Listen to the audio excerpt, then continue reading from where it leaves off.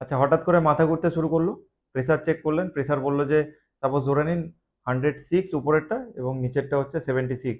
ও pressure তো কমে গেছে, ওই জন্য তোর মাথা ঘুরছে, তাহলে একটা ভিটামিন ইঞ্জেকশন বা একটা ভিটামিনের ট্যাবলেট দিচ্ছি, তাতে কিন্তু প্রেসারটা বেড়ে যাবে। চলুন আজকের এই ভিডিওতে জেনে নিই এটা কতটা সঠিক। তো ফার্স্ট অফ অল আমি যদি আপনাকে কোশ্চেন করি যে একটা পেশেন্টের মানে একটা মানুষের, পেশেন্ট বলবো না, একটা মানুষের নর্মাল প্রেসার কত হয়, তাহলে উত্তর আসবে কি সবাই জানেন 120 আর 80। কিন্তু এর ভিতরে একটা লজিক আছে যে সবার কি তাহলে 120/80 হবে? না, একদমই না।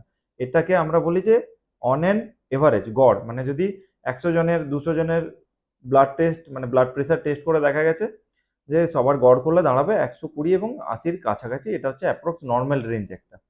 কিন্তু আরেকটা ইম্পর্টেন্ট কথা আছে যেটাকে আমরা বলি ট্রেকিং অফ বিপি। তো সেটা কি জিনিস? প্রেসার সবার জন্য কিন্তু সমান হয় না। একটা ছোটবেলা থেকে একটা প্রেসারের টেন্ডেন্সি থাকে। মানে যাদের লো থাকে তাদের কিন্তু লো এর দিকে থাকবে, যাদের একটু হাই থাকে তাদের হাই এর দিকে থাকবে। সাপোজ কারো ধরুন 100-র আশেপাশে বরাবরই প্রেসার থাকে। এবারে ওদের ক্ষেত্রে কিন্তু 120/80 সেটা কিন্তু নরমাল প্রেসার আর থাকলো না। কারণ ওদের থাকে কত? নরমাল থাকলো ধরুন আপনার বরাবর ছোটবেলা থেকে প্রেসার আছে 100, 102, 3 এরকম। কিন্তু হঠাৎ করে যদি 120 আসে তাহলে বাকিদের ক্ষেত্রে ওটা নরমাল হতে পারে। কিন্তু আপনার ক্ষেত্রে সেটা কিন্তু হাই প্রেশারটাকে ডিনোট করছে। সেই জিনিসটাকে বলে ট্রেকিং অফ বিপি। কারোর আবার ধরুন বডি ওয়েট অনেকটাই বেশি। তার কি আর এই 120 বা 110 প্রেসারে চলবে? তার বরাবরই প্রেসার একটু বেশির দিকেই থাকবে। 130 বা 32। সেটা হচ্ছে ওর জন্য কাইন্ড অফ নরমাল প্রেসার। এবার সেইজন্য এটা একদমই ভুল জিনিস যে বিপি মানে প্রেসার কমে গেছে সেজন্য আমরা নরমালি না ফার্স্টেই বলে দিই না যে এরকম প্রেসার কমে গেছে বা বেড়ে গেছে।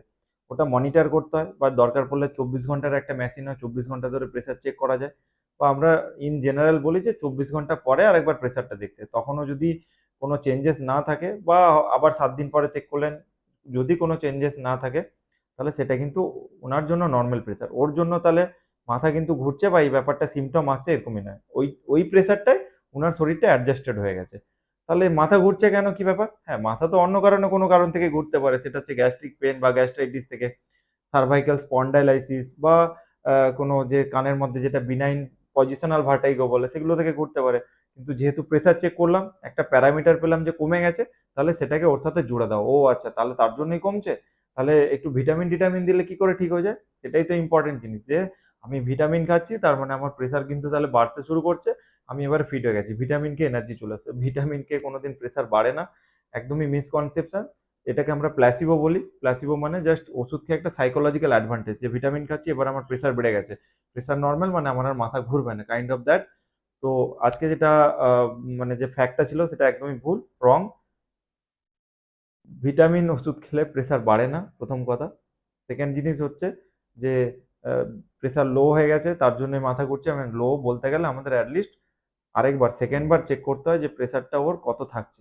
মানে অ্যাটলিস্ট 24 ঘন্টার গ্যাপেও আপ ডাউন হতে হবে। যদি একই থাকে তাহলে সেটাকে লো প্রেসার বলে না। Thank you.